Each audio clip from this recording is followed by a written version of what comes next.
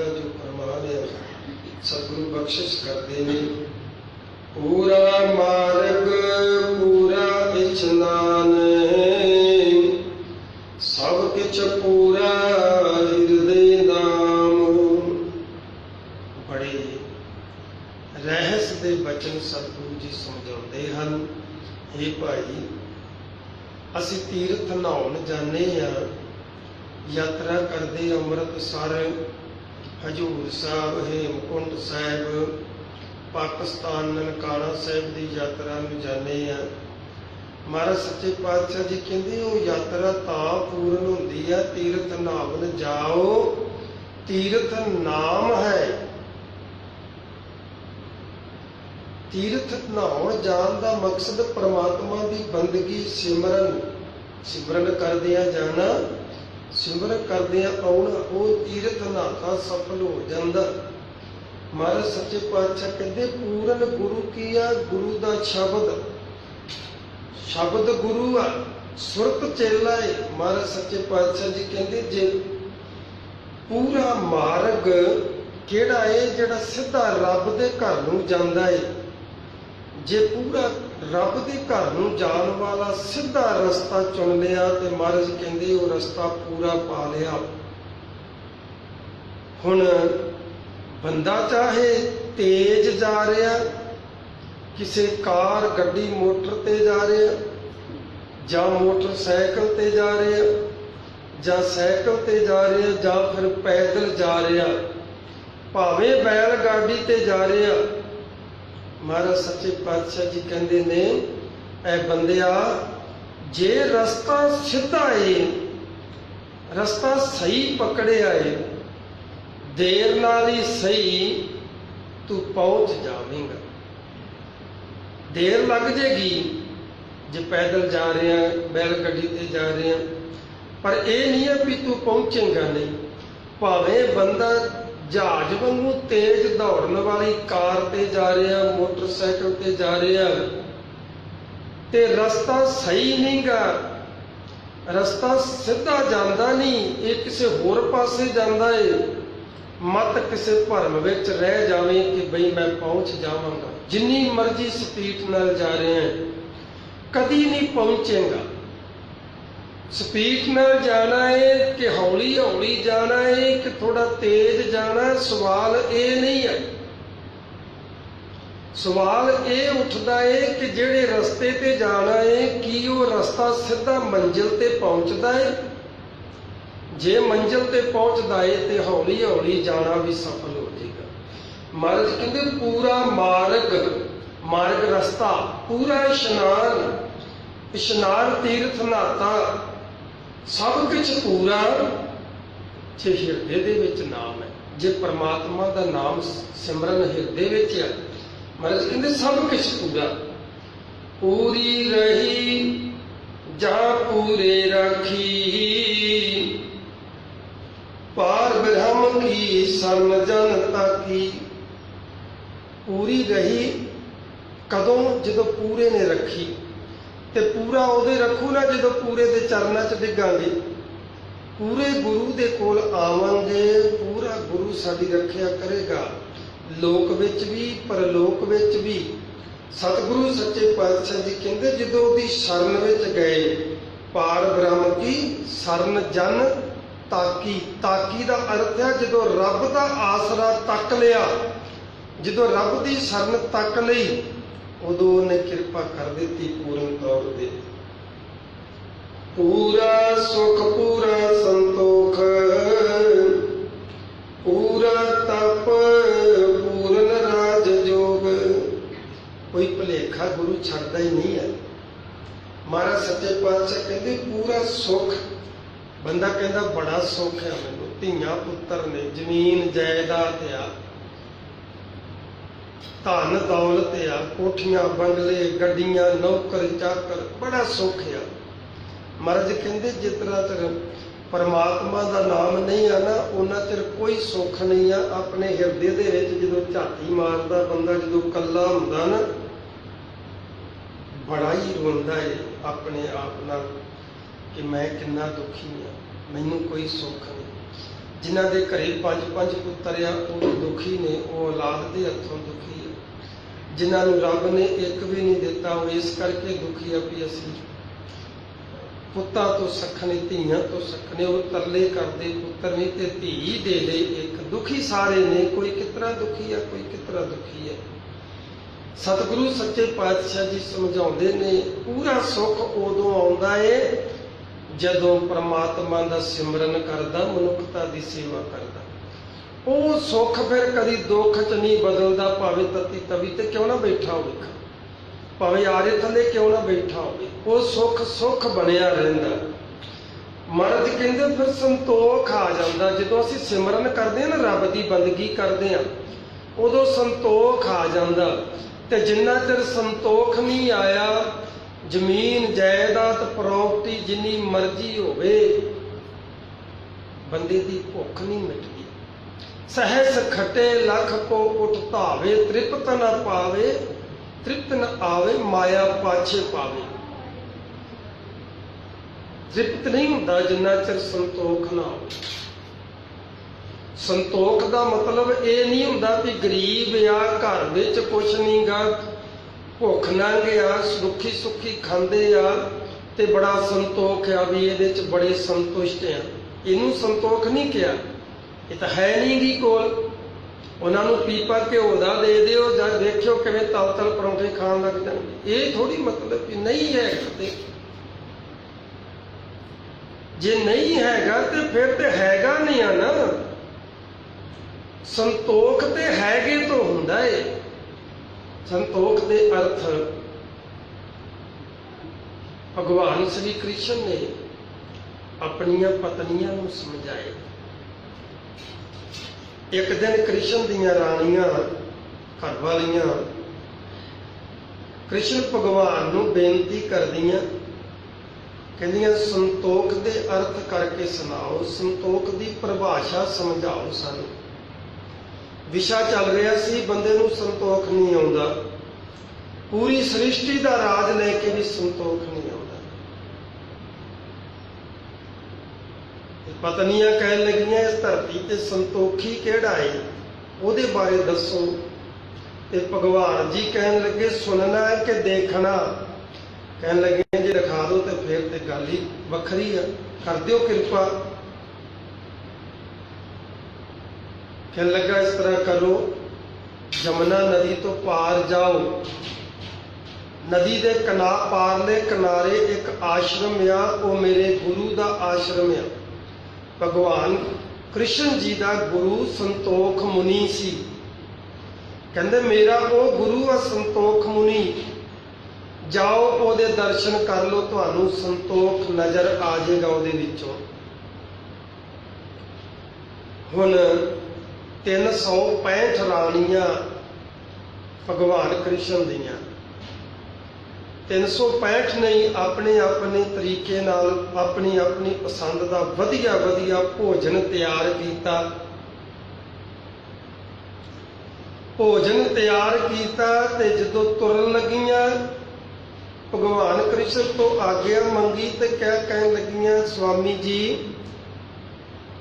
नदी उत्ते कोई पुल नहीं, कोई बेड़ी का प्रबंध नहीं, ते असीं पार किद्दां जावांगियां।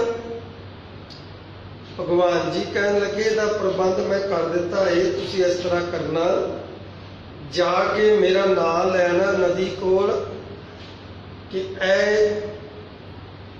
नदी मैया, जमुना मैया, जे साडा पति भगवान कृष्ण जती सती आ ते सानू रस्ता दे दे। हस पियां एक दूजी वाल वेख के भी 365 रानियां ते अजे जती आ, जे जती ना हुंदा ते फिर ये जड़ियां 365 रानियां ना भगवान कृष्ण दियां, ये उहदियां जिन्हां नूं उन्हें मानता दित्ती सी भी ये मेरियां पत्नियां ने। ते दासियां जड़ियां गोलियां गुलाम उहदियां जड़ियां सी 16,000 सी। हस पियां कहन लगियां एक दूजी नूं इशारा करके भी देख लो जती सती किद्दां दे हुंदे आ। तुर पियां अपने पति दा वचन मन के नदी दे किनारे पहुंचियां ने। जाके अरदास की जमुना मैया जे साडा पति कृष्ण देव जति सतिया ते सानू रस्ता दे दे। नदी ने रस्ता दे दिता, पानी गिटे गिटे हो गया, लंघ गईयां विच दी।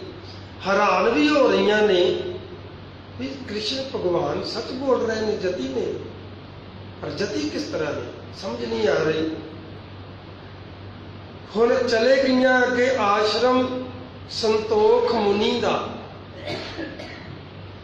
संतोख मुनि दा आश्रम जाके नमस्कार कीती ते बेनती की तुहाडे लई भोजन लेके आए हैं। हुण संतोख मुनि जी देखते भी किहदा भोजन छकां ते किनू नाराज करां ते किनू खुश रखां। कहन लगा लियाओ सारियां दा छकदे ने। वो 365 राणियां पत्तल दे उत्ते भोजन परोसी जांदियां, वो छकी जांदे ने। 365 राणियां का ही भोजन छक लिया, सारियां ने भोजन छका दिता। फिर एक दूजे को इशारा करके हस रही ने। एक ऐसा संत आ 365 थालियां चट गया। हुण जदों वापस आउण लगियां, तो फिर सोचदियां एक दूसरी नूं हुण वापस किद्दां जावांगियां। कह लगे जरा संतोख मुनि का संतोख भी देख लीए, वह जत सत देख लिया। स्वामी जी असी नदी पार जाना किद्दां जाइए? कहंदे जिद्दां आईयां सी। कहंदियां आईयां तां असी इस तरह सी, पति का नाम लैके नदी ने ना राह देता, हुण तुसीं दसो किस तरह जाइए? कहन लगा जाओ फिर इस तरह करियो, नदी के कोल फिर जाके अरदास करियो, जमुना मैया जे साडे पति देव का गुरु संतोखी आ रस्ता दे दियो। उदा जाके अरदास की, रस्ता मिल गया।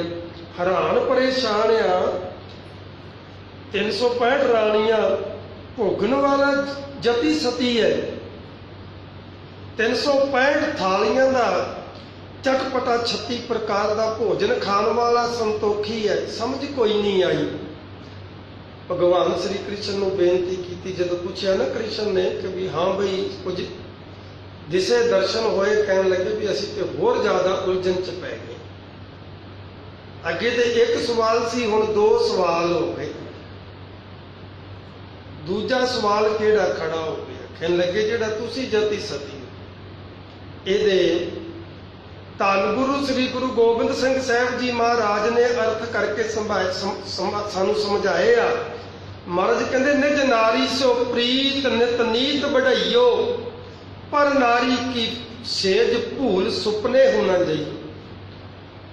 फिर एक होर बचन उन्होंने बड़ा प्यारा किया। महाराज कहंदे एका नारी जति होए, पर नारी धी भैन बखाने। इस पंक्ति का जेड़े पंथ के विरोधी ने उन्होंने बड़ा रज के फायदा उठाया, क्योंकि साडा जेड़े श्रोमणी कमेटी आ उहदा कोई ध्यान ही नहीं है सिख कौम नूं संभालण दा, सही अर्थ दसन का उन्हों का ध्यान ही नहीं है। कोई भी अपनी मर्जी मुताबिक अर्थ करके समझा दिंदा। जेड़े पंथ दोखी सी उन्होंने प्रचार करना शुरू कर दिता भी झूठा इतिहास आ। गुरु गोबिंद सिंह जी महाराज की इको ही पत्नी सी, उन्होंने जीता कहते सी, उन्होंने ही सुंदरी कहते सी, उन्होंने ही देवा कहते सी। जदों कि इतिहास गवाह है तिन्हां दे पेके मापे वखरे वखरे, उन्होंने दोहरे वखरे वखरे जिथे जिथे संस्कार होए उन्होंने। माता जीतो जी का दिल्ली में अपना माता जीतो जी का आनंदपुर साहब के है। जो कितने आनंदपुर साहब जाओ दर्शन कर लेने जिथे उन्होंने मृतक देह का संस्कार होया। माता सुंदरी जी का दिल्ली के है, जिथे जो भी जाओ दर्शन कर लेने जिथे संस्कार होया उन्होंने। तो हजूर साहब जाओ तो माता साहब देवां का दोहरा दर्शन कर लेना जिथे माता साहब देवां का संस्कार होया। पर वो इस पंक्ति का सहारा ले लेंदे ने भी गुरु गोबिंद सिंह जी कह रहे हैं भी एका नारी जति होई। हुण असी संगतां भोलियां भालियां सानू जिवें कोई कह दिंदा सी उवें मन लैंदे, पर जे किते असी भी सोझी रखीए तो पुछ सकते हैं भी व्याकरण के हिसाब नाल जदों तुसीं व्याकरण नूं लैके चलदे जे नाल भी व्याकरण ऐ कहंदा व्याकरण औ कहंदा, ते व्याकरण के हिसाब नाल जदों तुसीं एका बोलदे हो ना, एका वो बहुवचन बन जांदा। एका ਤੇ ਸਤਿਗੁਰੂ ਨੇ ਜਤੀ ਦੀ ਗੱਲ ਕੀਤੀ ਹੈ ਕਿ ਜਿਹੜਾ ਆਪਣੀ ਪਤਨੀ ਨਾ ਨੇਤਰਾਂ ਰਾਹੀਂ ਨਾ ਕੰਨਾਂ ਰਾਹੀਂ ਇਹ ਵਿਸ਼ਾ ਵਕਾਰ ਸੁਣੇ, ਨਾ ਦੇਖੇ, ਨਾ ਬੋਲੇ, ਉਹ ਜਤੀ ਹੈ। ਜੇ ਜਤੀਆਂ ਦਾ ਇਤਿਹਾਸ ਫਰੋਲ ਲਈਏ, ਲਛਮਣ ਜਤੀ, ਲਛਮਣ ਦੀਆਂ 4 ਪਤਨੀਆਂ, ਹਨੂਮਾਨ ਜਤੀ, ਹਨੂਮਾਨ ਦੀ 1 ਪਤਨੀ, ਮਛੰਦਰਨਾਥ ਨੂੰ ਜਤੀ ਕਹਿੰਦੇ, ਮਛੰਦਰਨਾਥ ਦੀ 1 ਪਤਨੀ। ਸਤਿਗੁਰੂ ਸੱਚੇ ਪਾਤਸ਼ਾਹ ਜੀ ਨੇ ਕਿਰਪਾ ਕੀਤੀ, ਏਕਾ ਨਾਰੀ, ਏਕਾ ਦਾ ਮਤਲਬ ਬਹੁਵਚਨ, ਆਪਣੀ ਪਤਨੀ।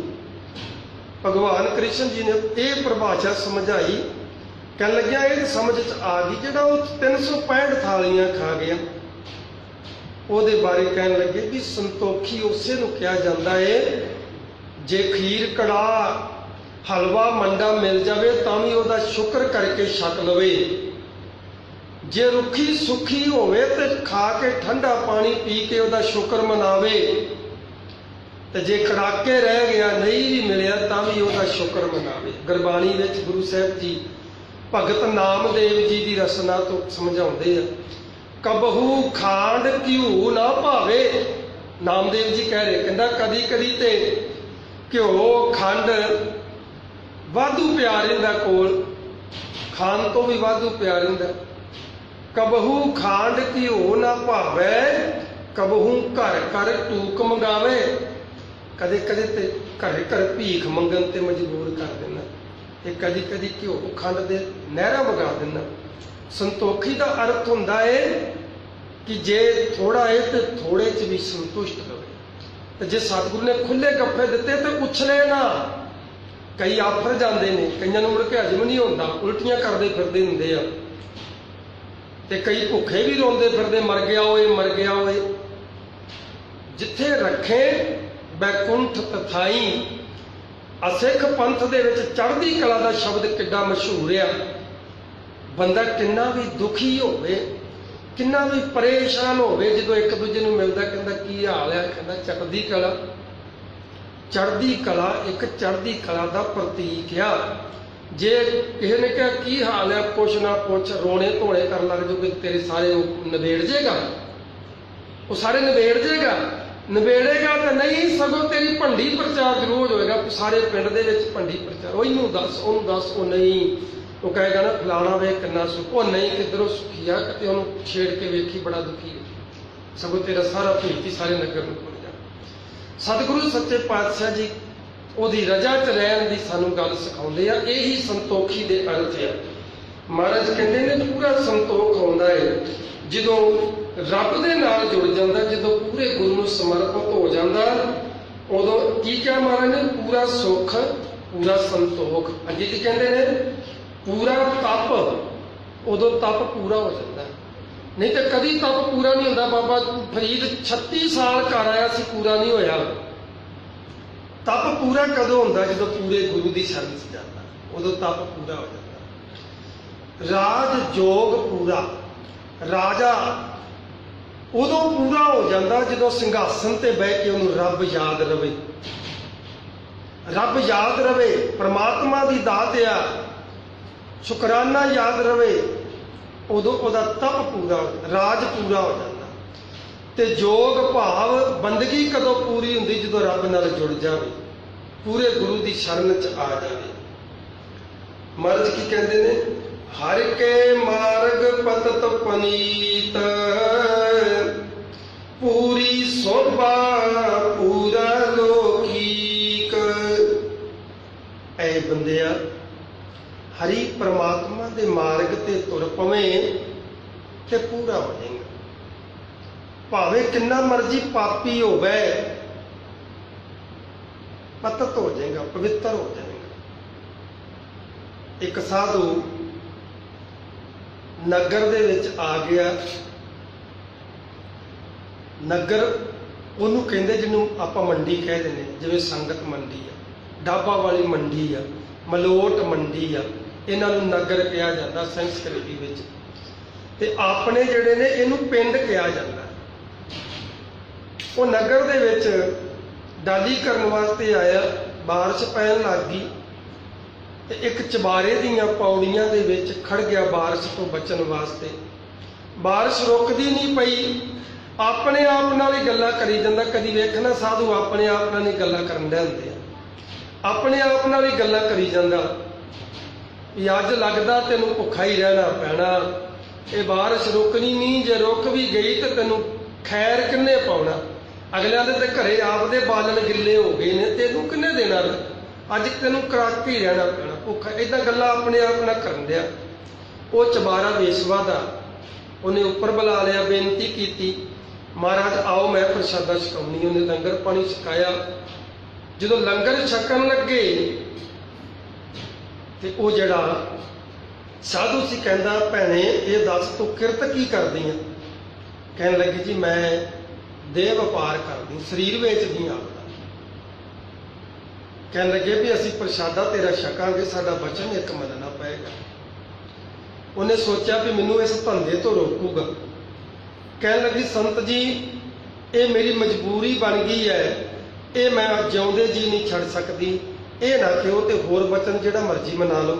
ਕਹਿਣ ਲੱਗੇ ਸਾਡਾ ਇਹ ਬਚਨ ਨਹੀਂ ਗਾ ਹੋ ਰਿਹਾ, ਜੇ ਬਚਨ ਮੰਨੇਗੀ ਤਾਂ ਪ੍ਰਸ਼ਾਦਾ ਛਕਾਂਗੇ, ਨਹੀਂ ਤੇ ਨਹੀਂ ਛਕਾਂਗੇ। ਕਹਿਣ ਲੱਗੀ ਹੋਰ ਜਿੰਨੇ ਬਚਨ ਕਹੋਗੇ ਮੰਨਾਂਗੇ। ਹੁਣ ਸਾਧੂ ਕਹਿਣ ਲੱਗਾ ਭੈਣੇ ਅਸੀਂ ਪ੍ਰਸ਼ਾਦਾ ਛਕ ਕੇ ਜਾਵਾਂਗੇ, ਸਾਡੀ ਦਕਸ਼ਨਾ ਦੇਂਗੀ? ਕਹਿਣ ਲੱਗੀ ਲਓ। ਬੋਲੋ ਕੀ ਦਕਸ਼ਨਾ?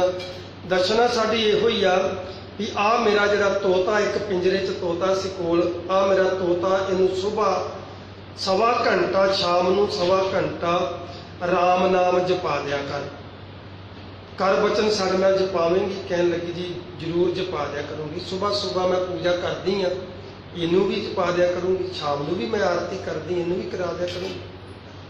ਸਾਧੂ ਚਲੇ ਗਿਆ। ਹੁਣ ਸਵੇਰੇ ਉਹ ਉੱਠ ਕੇ ਇਸ਼ਨਾਨ ਪਾਣੀ ਕਰਕੇ ਤੇ ਤੋਤੇ ਨੂੰ ਲੈ ਕੇ ਬਹਿ ਜਾਂਦੀ ਹੈ ਤੇ ਰਾਮ ਦਾ ਸਿਮਰਨ ਕਰ ਜਪਾਉਂਦੀ ਉਹਨੂੰ ਜਪਾਉਂਦਿਆਂ ਸੁਬਾਹ ਸ਼ਾਮ ਹੁਣ ਰਸ ਆਉਣ ਲੱਗ ਪਿਆ ਤੇ ਹੁਣ ਟਾਈਮ ਦਾ ਪਾਬੰਦੀ ਕੁਝ ਖਿਆਲ ਨਹੀਂ ਹੈ। ਸਵਾ ਘੰਟਾ ਜਪਾਉਂਦੀ ਸਵਾ ਪੈਰ ਸਾਰਾ ਦਿਨ ਲੱਗਣ ਲੱਗ ਗਈ। ਲੋਕੀ ਸਾਰੇ ਉਹਨੂੰ ਭਗਤਨੀ ਕਹਿ ਕੇ ਤੇ ਉਹਦੇ ਗਾਹ ਇਲਾਕਾ ਹੀ ਛੱਡ ਗਏ। ਉਹ ਸੱਚਮੁੱਚ ਭਗਤਨੀ ਹੋ ਗਈ, ਰੱਬ ਦੀ ਬੰਦਗੀ ਕਰਦੀ। ਉਹ ਗਣਕਾ ਉਦਰੀ ਹਰ ਕਹੇ ਤੋਤ, ਉਸ ਤੋਤੇ ਨੂੰ ਹਰੀ ਹਰੀ ਕਹਾਉਂਦਿਆਂ ਆਪ ਵੀ ਹਰੀ ਦੀ ਨਾਲ ਜੁੜ ਗਈ ਤੇ ਪਾਰ ਪਾਰਾ ਹੋ ਗਿਆ। ਮਹਾਰਾਜ ਕਹਿੰਦੇ ਪੂਰੀ ਸੋਭਾ, ਪੂਰਾ ਲੋਕੀਕ ਅੱਜ ਉਸ ਉਹੋ ਜੀਆਂ ਵੇਸਵਾ ਇਸ ਧਰਤੀ ਤੇ ਅਗਿਣਤ ਹੋਈਆਂ ਨੇ, ਪਰ ਕੋਈ ਯਾਦ ਨਹੀਂ ਕਰਦਾ, ਕਿਸੇ ਦਾ ਨਾਮ ਤੱਕ ਯਾਦ ਨਹੀਂ ਹੈ। ਪਰ ਉਸ ਗਣਕਾ ਨੂੰ ਅੱਜ ਸਤਿਕਾਰ ਨਾਲ ਬੋਲਿਆ ਜਾਂਦਾ ਹੈ। ਉਹਦਾ ਗੁਰੂ ਗ੍ਰੰਥ ਸਾਹਿਬ ਜੀ ਵਿੱਚ ਨਾਮ ਆ, ਤੇ ਜਦੋਂ ਗੁਰੂ ਗ੍ਰੰਥ ਸਾਹਿਬ ਨੂੰ ਸਿਰ ਝੁਕਦਾ ਤੇ ਗਣਕਾ ਨੂੰ ਵੀ ਝੁਕ ਜਾਂਦਾ। ਕਿਉਂ ਝੁਕ ਜਾਂਦਾ? ਕਿਉਂਕਿ ਉਹਨੇ ਸਿਮਰਨ ਕੀਤਾ ਪਰਮਾਤਮਾ ਨੇ। ਸਤਿਗੁਰੂ ਸੱਚੇ ਪਾਤਸ਼ਾਹ ਜੀ ਸਮਝਾਉਂਦੇ ਨੇ, ਕਰਨਹਾਰ ਸਦਾ ਵਸੇ ਹਜੂਰ, ਕਰਨਹਾਰ ਸਦਾ ਵਸੇ ਹਜੂਰਾ, ਕਹੋ ਨਾਨਕ ਮੇਰਾ ਸਤਿਗੁਰ ਪੂਰਾ। ਕਰਨਹਾਰ ਪਰਮ ਪਿਤਾ ਪਰਮਾਤਮਾ ਸਦਾ ਅੰਗ ਸੰਗੇ, ਸਦਾ ਅੰਗ ਸੰਗੇ। ਸਤਿਗੁਰੂ ਸੱਚੇ ਪਾਤਸ਼ਾਹ ਜੀ ਸਮਝਾਉਂਦੇ ਨੇ, ਕਹੋ ਨਾਨਕ ਮੇਰਾ ਸਤਿਗੁਰ ਪੂਰਾ। ਉਸ ਪਰਮਾਤਮਾ ਦੀ ਪਹਿਚਾਨ, ਉਹ ਰੱਬ ਜਿਹੜਾ ਹੈ ਨਾ, ਉਹ ਸਦਾ ਅੰਗ ਸੰਗੇ ਆ, ਉਹ ਸਦਾ ਮੇਰੇ ਅੰਗ ਸੰਗ ਸਹਾਈ ਆ, ਪਰ ਉਹਦੇ ਦੀਦਾਰ ਨਹੀਂ ਹੁੰਦੇ। ਮਹਾਰਾਜ ਕਹਿੰਦੇ ਦੀਦਾਰ ਉਹਨੂੰ ਹੁੰਦੇ ਜਿਹਦਾ ਸਤਿਗੁਰੂ ਪੂਰਾ, ਜਿਹਨੂੰ ਰੱਬ ਪੂਰਾ, ਜਿਹਨੂੰ ਪੂਰਨ ਗੁਰੂ ਮਿਲ ਗਿਆ। ਪੂਰਨ ਗੁਰੂ ਨੇ ਉਹ ਤਰੀਕਾ ਸਮਝਾ ਦਿੱਤਾ, ਪੂਰਨ ਗੁਰੂ ਨੇ ਉਹ ਜੁਗਤੀ ਦੱਸ ਦਿੱਤੀ। ਉਸ ਜੁਗਤੀ ਦੇ ਨਾਲ ਜਦੋਂ ਚੱਲਣਾ ਸ਼ੁਰੂ ਕੀਤਾ, ਮਹਾਰਾਜ ਸੱਚੇ ਪਾਤਸ਼ਾਹ ਕਹਿੰਦੇ ਫਿਰ ਉਹ ਰੱਬ ਜਿਹੜਾ ਨਾ ਘਟ ਮੇ ਹਰ ਜੂ ਨਜ਼ਰ ਆਉਣ ਲੱਗ ਪਿਆ। ਉਹ ਰੱਬ ਜਿਹੜਾ ਸਦਾ ਅੰਗ ਸੰਗੇ ਅਭੰਗਮ ਬੈਬੂਤੇ, ਉਹ ਇਹਦਾ ਨਜ਼ਰ ਆਉਣ ਲੱਗ ਪਿਆ। ਆਪਾਂ ਵੀ ਪੂਰਨ ਗੁਰੂ ਨੂੰ ਸਮਰਪਿਤ ਹੋ ਜਾਈਏ ਤਾਂ ਕਿ ਸਾਡਾ ਵੀ ਮਨੁੱਖ ਦਾ ਜਨਮ ਜਿਹੜਾ ਉਹ ਸਫਲ ਹੋ ਜੇ, ਪੂਰਾ ਹੋ ਜੇ। ਭੁੱਲ ਚੁੱਕ ਦੀ ਖਿਮਾ। ਵਾਹਿਗੁਰੂ ਜੀ ਕਾ ਖਾਲਸਾ, ਵਾਹਿਗੁਰੂ ਜੀ ਕੀ ਫਤਿਹ।